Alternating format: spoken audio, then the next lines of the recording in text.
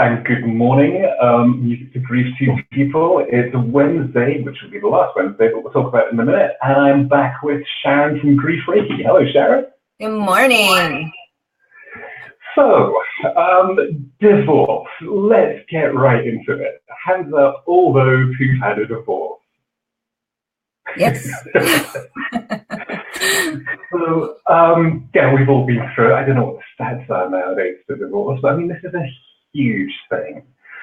So, you know, what we started with a little earlier. So, what are the big things? I mean, you deal with people going through divorce and deal with the grief. I mean, what are the big topics that come up when we're talking about grief and divorce? Well, I think the first topic is some people believe that you can't grieve a divorce. And, that's very, I guess, demeaning or belittling to the people who are going through the grief. And so, people often come in and say, well, they said your husband was a jerk, so, you should be happy you're not married anymore, or your wife was having an affair, so, you should be thankful that you're not married to her anymore. But it's not really about that. It's about grieving a couple things. One is that change in familiar pattern of behavior, right? You've been with somebody for a while. I mean, most people, I know I didn't, even though I'm divorced, you don't get married thinking that you'll get divorced. I mean, you really get married thinking that you're going to do your best so that it will last. So there is a sadness associated with that change. And on top of that, you're also grieving for the future, right? The future you're not going to have. I know my ex-husband and I talked a lot about having like a ranch or something in the mountains. We talked about moving to Montana, and then, the grandkids could come over and all this kind of stuff. And you're sort of, you're grieving for that as well. It's like that future that's not going to happen. So those two things, I think, demeaning or not demeaning, diminishing is probably a better word, that someone who's divorced can't grieve is really, really unfair. I mean, where does that come from? That somebody who's divorced, I mean, there's this idea that there's one person at fault, or that one person escapes unscathed. I mean, even if you are the person looking to end the relationship, I mean, it's still a bloody miserable experience, isn't it? Oh, absolutely. In fact, for me, I was in that situation. I was the one that initiated the divorce. I wasn't happy, but I mean, I grieved through the whole process. And then afterwards, I mean, my whole life was thrown up into turmoil. We had to leave our house. We had 3 children, and the judge in his infinite wisdom said, it's 1 week with him and 1 week with you, which I didn't agree with. And so the first week I didn't have my kids. I mean, I was devastated. I was lost. I mean, I sat there and cried. It's like I forgot what to do. It's like you're so wrapped up in your family that now it's like you're on your own. And that whole week, I think I cried. If I wasn't at work, I was home crying because it felt so lost and lonely, And so that whole, I think, idea that you can't grieve something, even though you might know in your heart that it's not the right thing. It's like any kind of breakup, right? Sometimes you have to leave somebody because they aren't right for you, or it's not going to work out, or they've gone down a path that's not healthy and you don't want to be a part of it. It doesn't mean that you're not sad about leaving that relationship. I mean, it just means you kind of stood your ground and got up and left and moved on. So I think it's unfair because people judge people and make them feel like perhaps that they shouldn't be sad that they're not in that relationship anymore, especially if it was their choice. Right. What about tools? So if I'm going through a divorce, please God, not again, because I'm good now. I'm 17 years in on the current one, and it's awesome. But, say that goes horrendously wrong for any of the reasons that you described. What are the kind of tools? I mean, when you're dealing with that kind of, emotional grief, what are some, is there any low-hanging fruit that you can look at? Things that you can do. Well, yeah, I think Yeah.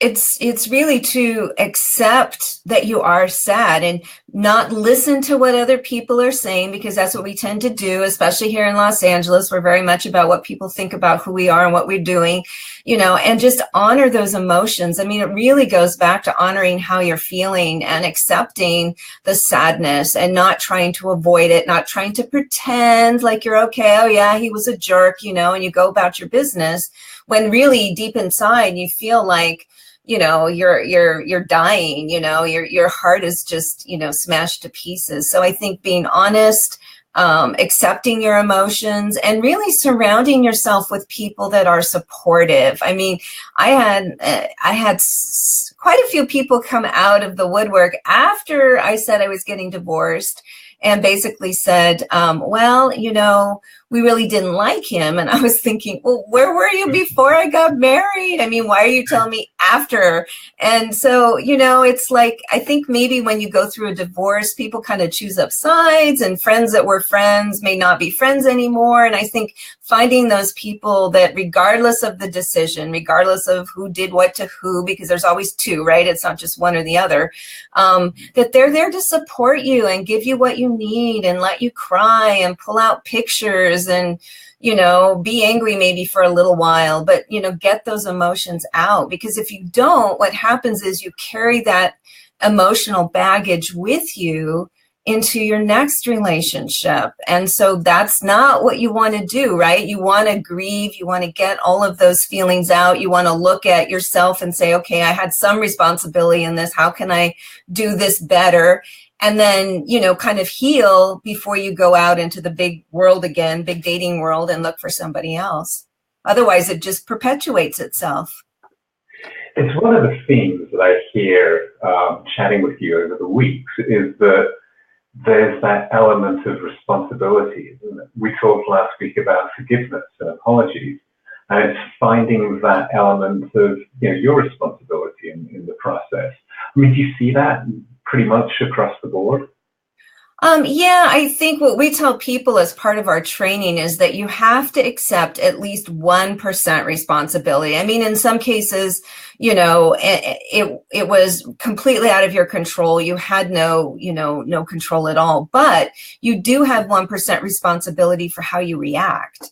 And so, it's like we use this analogy of sitting at the stoplight, and the light changes green and the guy in front of you doesn't go. You can either sit there and patiently wait for them to move through the green light, or you can get on your horn and you can, and flip them off and do all of these things. I mean, that's on you. That's not on them. So how you respond, that 1% responsibility you have to how you respond. And I think with divorce, especially, people accept it. I mean, I know I had a lot of people ask me, well, why didn't you get, alimony? And why didn't you? It's because I didn't want to fight anymore. I didn't want those emotional connections. But some people get very angry. Some people, go on that vengeance route and slash tires or whatever it is that they do. And it's like, that has nothing to do with the divorce. It just has to do with how you're reacting to it. So I think it's really important to take responsibility, not only for your role in that, the demise or the change in the relationship, but how you react to it, because that's going to be key in how you heal or don't heal. It brings up an area that's going to have a look at, because of course one of the biggest emotions that comes out of divorce is anger, isn't it? I mean, when you're in it, you're angry for the loss of your dreams, you're angry for the loss of what you thought you were going to be, you're angry if you've been wrong. I mean, it's all in there. So how do you cope with that? If somebody comes to you and the anger is just feeding out of them, are there any tools that that you can help, that they can use to help them mitigate some of that? Yeah, I think, what we say in the grief community is a lot of times anger is really I don't want to say a cover, but maybe a mask for the fact that that person isn't comfortable dealing with the emotions that they're going through, particularly the sadness. And I think that's what's so difficult in our society for how we treat men and how we treat women.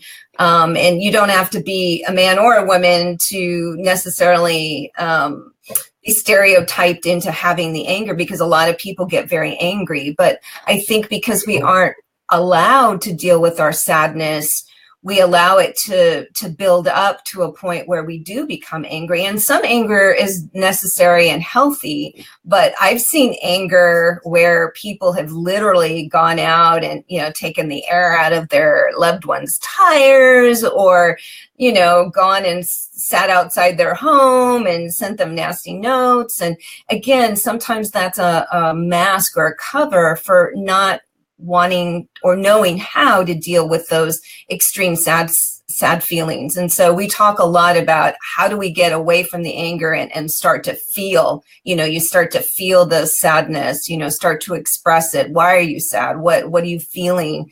What makes you sad, and let people know that it's okay to be sad. It's not something that you have to avoid. It's really something that you have to deal with in order to move through it. So, good to get that right. The anger is stemming, not everybody, but the general, idea. If you're not addressing that sadness, if you're not addressing those inner emotions, which is, ultimately manifesting in grief, that can often manifest as anger and dissatisfaction with the situation. Yeah. Right, because you hold on to it and you hold on to it. And again, it's that analogy of that, teapot on the stove where the water's boiling and boiling and boiling and boiling and boiling. And then finally, it releases the valve and you hear that nice little whistle. But that happens with us as well. We hold on to that sadness and hold on to it and hold on to it until we feel like we're going to burst. And that's where you see, people doing some things that are kind of unbelievable, like, with their significant others or their soon to be significant others that you wouldn't have expected them to do, but they've held on to that anger and that sadness and not felt it for so long that eventually they just explode, right? You either explode physically and you have a heart attack or something, or you explode emotionally where, some spouses end up killing their spouses, killing their children. There's just so much sadness and anger there. It's really healthy to get some sort of professional support to work through those things so that it doesn't get to the point where it just, explodes. And in terms of, again, just listening at the beginning, there is, you go through the divorce, there is going to be the sadness, there is going to be the anger, there is going to be the grief. When you talk about being honest with yourself, is it literally that you do have to sit there and cry for a while?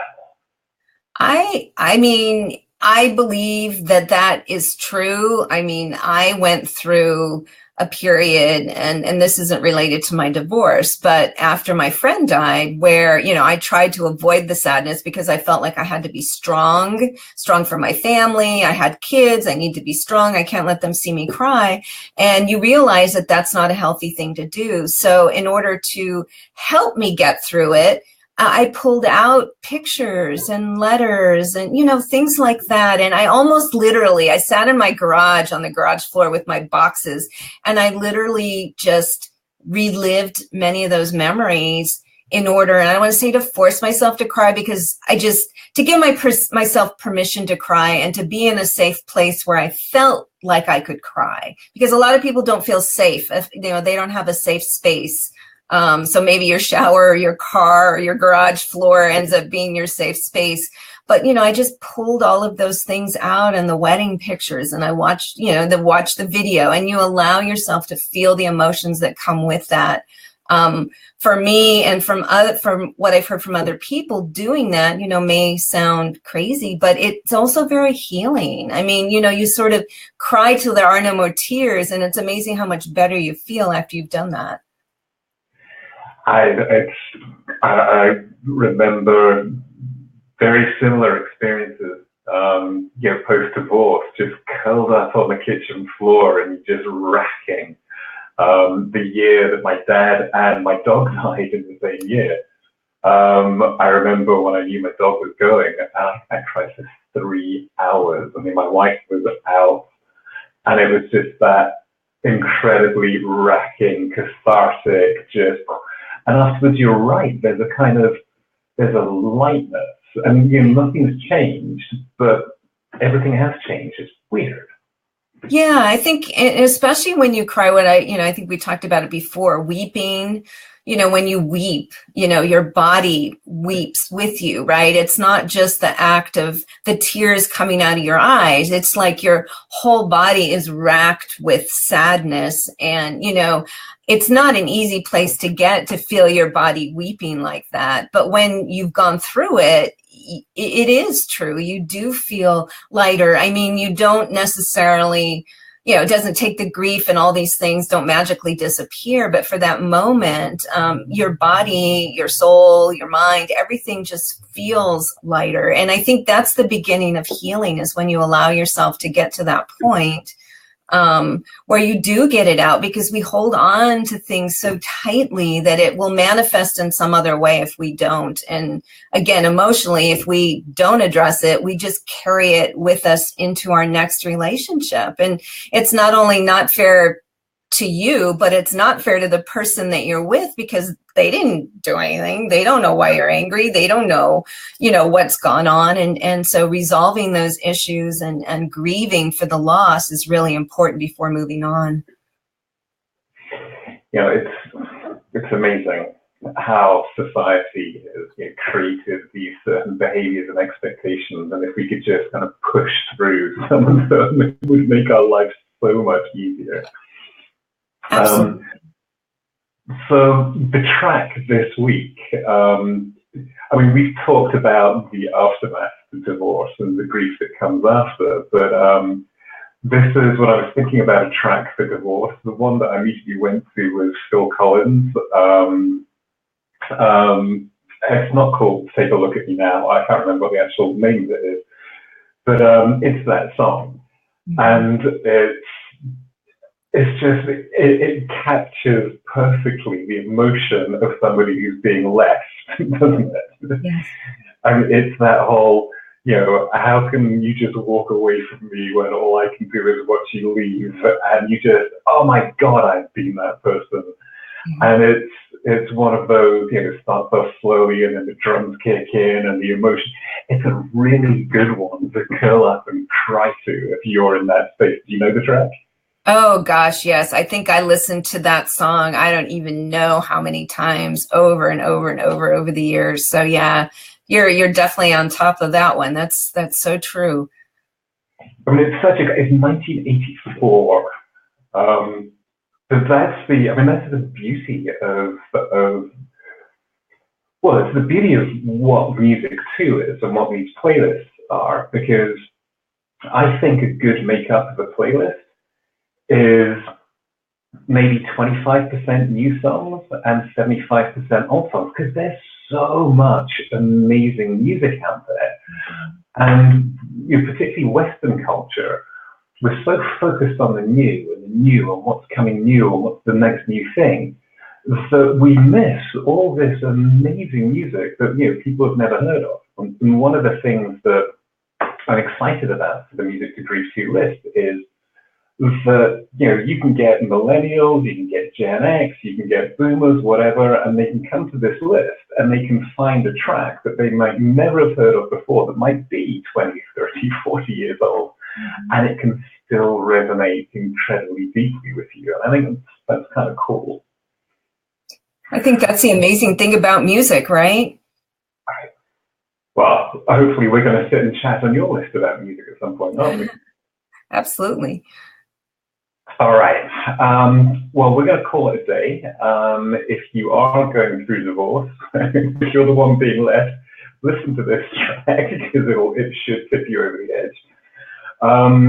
If you're online looking for help, get in touch with Sharon at Grief Reiki. Her link to her Facebook page is below. You can always click on it. And we're going to move ourselves to Mondays going forward. And I'm not sure what we'll be talking about next week, but anger is an interesting one. I wonder if we can develop that a little more. We'll see. All right, Sharon, as ever, thank you very much. Thank you. Have a super week. People will be in touch.